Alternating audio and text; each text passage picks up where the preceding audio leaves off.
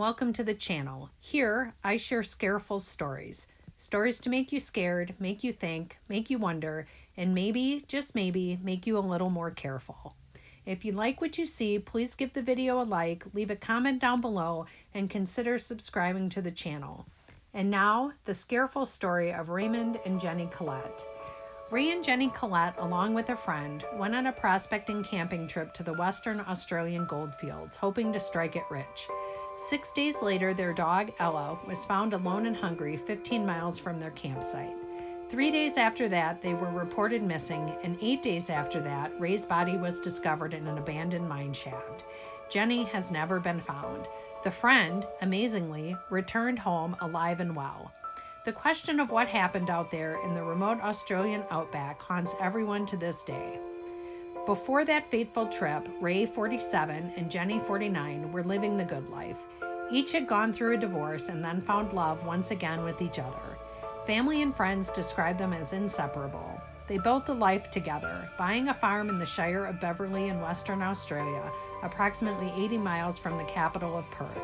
They worked together at a mining company, and in 2015, they reduced their working hours so that they could spend more time doing what they loved, working on their farm. Both had an adventurous spirit and became interested in prospecting after meeting a coworker, Milne, who enjoyed prospecting as a hobby. The three began planning prospecting trips, and Graham worked with the Kehlets, teaching them how to prospect, along with literally teaching them the ropes of how to rappel so that they would be able to go down into mine shafts. After their first prospecting trip was canceled due to illness and the second was rained out, the Kehlets packed up their gear and their Great Dane Ella and departed on March 19, 2015 for an area known as Bell Chambers, located about 18 miles south of Sandstone. There they met up with Milne. The group was excited to prospect in an area they called the $3 million patch. Milne had prospected in this same area numerous times before, and Ray and Jennie were excited to try their hand at it too. For people who are unfamiliar with the vastness of the Australian outback, it can be hard to understand just how remote some areas are. For context, Sandstone had a population of less than 100 people in 2016. Satellite images of the terrain give a glimpse at how desolate this part of Western Australia is.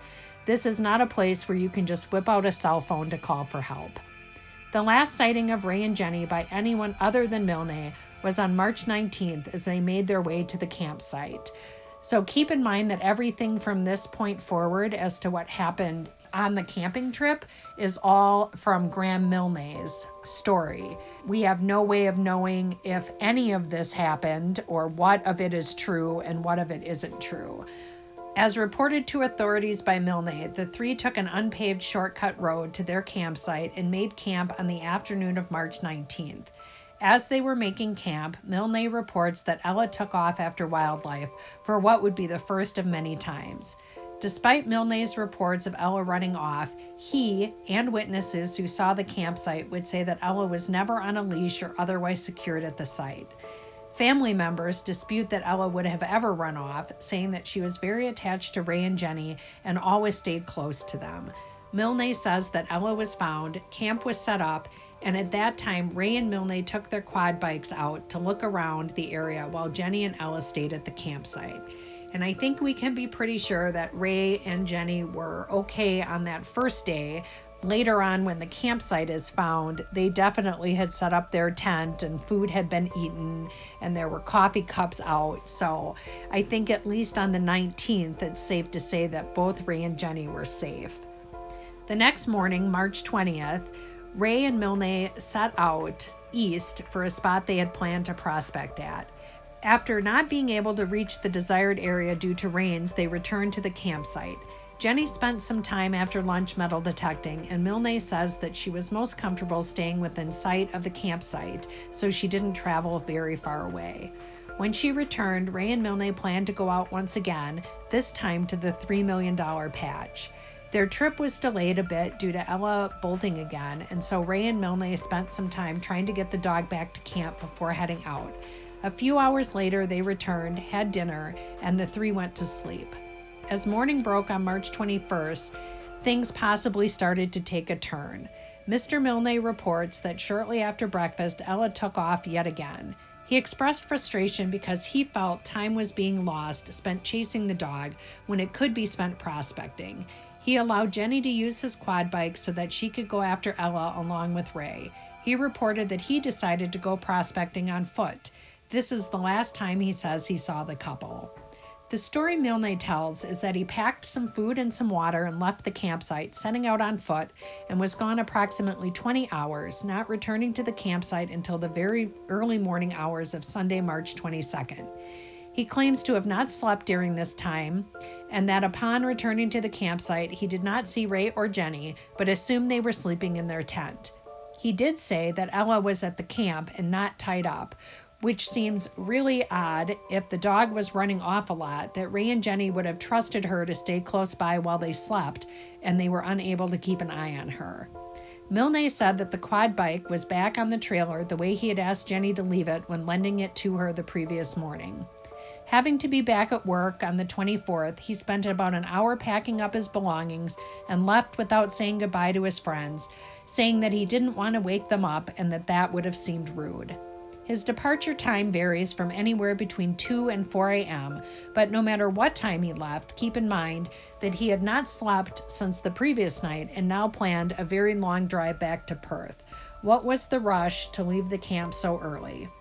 He did say that he left Ray and Jennie a few prospecting supplies, including a metal detector, GPS device, a pan used for gold prospecting, and a chain to be used to make tracks in the dirt to mark your trail. None of these items have ever been found. He originally claimed to have departed using the paved road, later changing his story when GPS put his vehicle on an unpaved shortcut road. In the second account, he says he did take the paved road, and when he got to where it intersected the unpaved road, he decided to head back to the camp. After traveling down the road away, he changed his mind about returning and headed home. It's a bit confusing why he would think to go back to the camp. He said that he wanted to continue prospecting. However, the Kehlets also had plans to leave that day and continue on to Lake Miranda, making it odd for him to think to return. Also making it a little odd that he left them all the supplies. I suppose Ray and Jennie could have stayed for quite a bit on that Sunday and then leave later on in the afternoon, whereas he was leaving at like 2 or 3 in the morning. But it still seems kind of strange. How much prospecting were they going to be able to do in just that one afternoon or that morning? A few things have come out since Milne first tells the story that at first glance don't seem to match up with his first or second account. On his way home, he would have passed by a BP gas station that has a CCTV camera that captures vehicles traveling along the highway. Milne's car cannot be found on the footage from that morning. Although seemingly damning, there is a known shortcut that people use traveling behind the gas station in order to avoid a stop sign. Milne has told investigators that he cannot recall if he used the shortcut or not, but that it's likely he did. There was also a couple who reported seeing Milne stopped along the side of the unpaved road closest to the campsite that morning. But at an inquest into Ray's death and Jennie's disappearance, their account was called into question, and ultimately, it is likely they passed another man and misidentified him as Milne. GPS puts Mr. Milne back at his home in Perth at 8:17 p.m. on the evening of the 22nd. Keep in mind that at this point, he'd been awake by his own account, either prospecting or driving home, for 38 hours. Back at the campsite, Ray and Jennie were nowhere to be seen. Two friends looking for a place to camp drove by the Kehlets' campsite in the late morning hours of the 22nd. Ella was there, not tied up, and barked as if to protect the site.